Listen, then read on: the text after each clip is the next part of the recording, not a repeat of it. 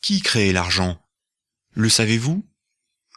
L'argent que vous avez sur votre compte a été créé par des banques commerciales, bien souvent privées, telles que le Crédit Agricole, HSBC ou la Société Générale. Autour de 95% de la monnaie qui circule de compte en compte grâce aux moyens de paiement tels que les cartes bancaires, les chèques et les virements, est de la monnaie électronique gérée et créée par les banques commerciales. On appelle cette monnaie la monnaie scripturale, car elle n'est concrètement qu'une écriture dans la comptabilité des banques. Les billets et les pièces de monnaie, fabriquées par l'État, ne représentent qu'environ 5% de la monnaie en circulation dans l'économie.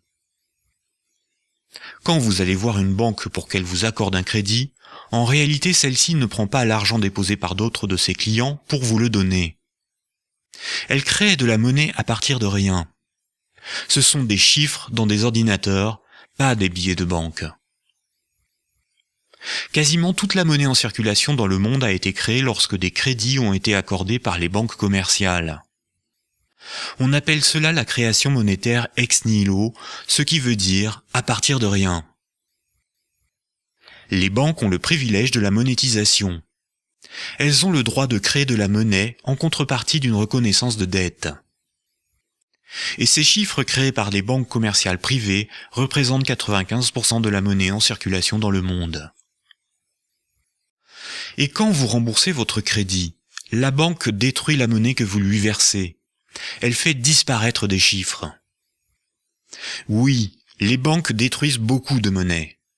Et heureusement que toute la monnaie créée par le crédit est détruite lors du remboursement des crédits, sans quoi il y aurait bien trop de monnaie dans l'économie, provoquant une hyperinflation. Mais puisque la monnaie est créée par le crédit, et qu'elle est détruite lors du remboursement des crédits, alors on comprend que la monnaie en circulation dans le monde est égale à tout ce que les emprunteurs ont encore à rembourser aux banques.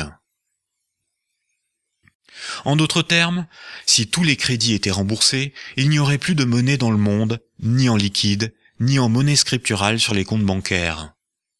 Toute la monnaie disparaîtrait par destruction monétaire lors du remboursement des crédits. Pour se rappeler ce mécanisme, il suffit de mémoriser cette phrase. Ce sont les crédits qui font les dépôts, et non les dépôts qui font les crédits. Et ce sont les remboursements des crédits qui font disparaître les dépôts par destruction monétaire. Les banques demandent à chaque emprunteur de rembourser la somme créée à partir de rien, appelée le capital, plus des intérêts qui, eux, n'ont pas été créés. Quand vous payez les intérêts d'un crédit, cette fois la banque emploie cette monnaie scripturale pour ses propres dépenses, payer ses employés et ses actionnaires. C'est comme cela qu'elle s'enrichit. Il est impossible de diminuer significativement les volumes de crédits accordés dans le monde sans manquer de monnaie. Les crédits augmentent la monnaie disponible dans l'économie et à l'inverse, le remboursement diminue la monnaie disponible dans l'économie. Moins il y a de crédits accordés par les banques, plus la monnaie est rare, et plus les particuliers et les entreprises ont du mal à en capter pour vivre et rembourser leurs crédits. Ainsi, la seule solution pour rembourser les crédits et disposer de monnaie pour l'économie, c'est de faire toujours plus de crédits.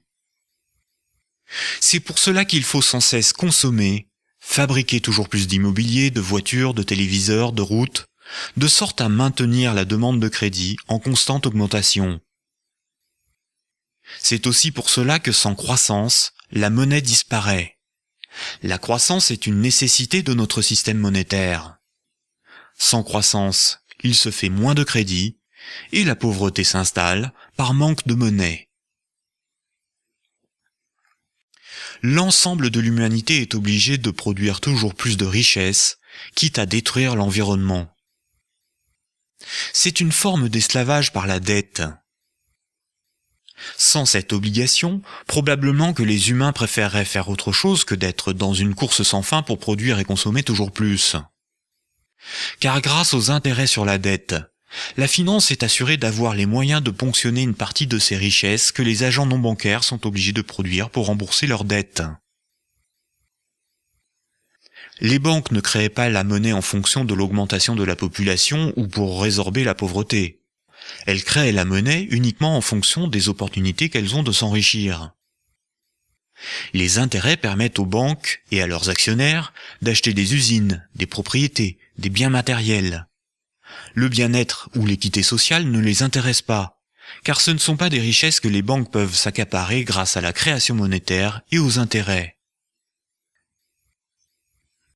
À l'origine, la création monétaire était un privilège régalien.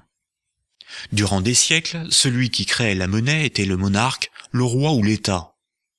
L'ensemble de son peuple était endetté de manière infinie envers lui en échange de ses services et de sa protection.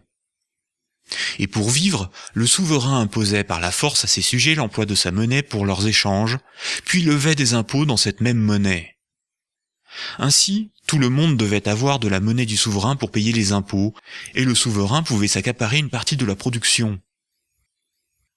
Sur une face, il y a l'effigie du souverain, et sur l'autre, le montant d'impôt que cette unité de monnaie permet de lever. Aujourd'hui, les souverains sont les banques. Notre monnaie s'appelle l'euro, mais contrairement à ce qu'on pourrait croire, ce ne sont pas les États qui créent la monnaie circulant dans l'économie. Ce sont bien les banques commerciales qui ont privatisé la création monétaire, de sorte à pouvoir lever des intérêts sur toute l'activité économique du monde, activité nécessaire pour assurer la demande de crédit perpétuel. Les banques sont donc les véritables souverains, et nous sommes tous, particuliers, entreprises et États, leurs corvéables sujets. De nombreux économistes contestent ce privilège exorbitant du système bancaire. Il est nécessaire de redonner la mission de création et de destruction de la monnaie aux États en fonction des besoins de l'économie réelle, et non en fonction des opportunités d'enrichissement d'une minorité de financiers. En d'autres termes, il est temps que le peuple soit enfin souverain.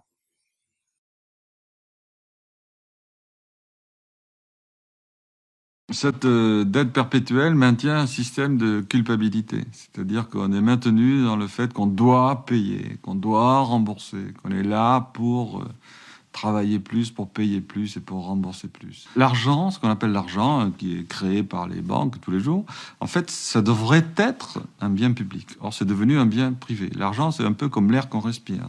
C'est ce qui nous permet de vivre, hein, l'argent. Et bon, comme l'eau, comme l'air, qui devraient être des biens publics. Le jour où l'air est privatisé, vous allez être très malheureuse. Hein. Il va falloir que vous mettiez des pièces de 1 euro pour avoir votre litre d'air. Et ça, c'est catastrophique. C'est catastrophique. Ça veut dire que la création de ce qui vous permet de vivre est soumise à des intérêts privés. Et donc, des gens vont faire du profit sur ce qui, normalement, devrait vous permettre uniquement de faire des transactions. Et le fait que l'argent ait été privatisé, d'abord, ça donne des privilèges exorbitants aux banques. Ils peuvent créer à l'infini de l'argent, et ça leur donne une tutelle sur l'économie qu'elles n'avaient pas, puisque c'était plutôt les producteurs qui avaient la tutelle de l'économie, et maintenant ce sont les financiers qui ont la tutelle de l'économie. Au fond, on devrait avoir des économistes comme des comptables, quoi, comme des dentistes. Hein, j'ai parlé de dentistes qui vont faire décider de l'avenir de la nation. Ils sont des gens formidables, surtout quand on a mal aux dents. Mais bon, à partir de là, on va leur demander d'être des techniciens. On leur demande pas d'être des idéologues. C'est-à-dire qu'on a construit une morale autour de l'économie, qui est une morale extrêmement dure, hein, très dure. C'est une morale très difficile à vivre. La vie est très violente avec le capitalisme. Et tu es dans la culpabilité, tu es dans la dette, tu es dans le devoir. Et ça, c'est les économistes qui ont créé ce type de société. Donc on se sent coupable. Effectivement, c'est une forme de, on va dire, le mot est peut-être un peu lourd, mais d'esclavage moderne, de même que autrefois le débiteur était vendu comme esclave, hein, chez les Romains, et aujourd'hui, et sa femme aussi, et aujourd'hui on est dans un système où je vends ma force de travail perpétuellement pour rembourser la dette. Donc c'est vraiment un système qui ressemble bien à un système pas du tout démocratique, mais d'autorité, de tutelle morale très très forte qui culpabilise les gens. Et les gens sont coupables finalement d'avoir trop bien vécu, d'avoir été heureux, quoi, en quelque sorte.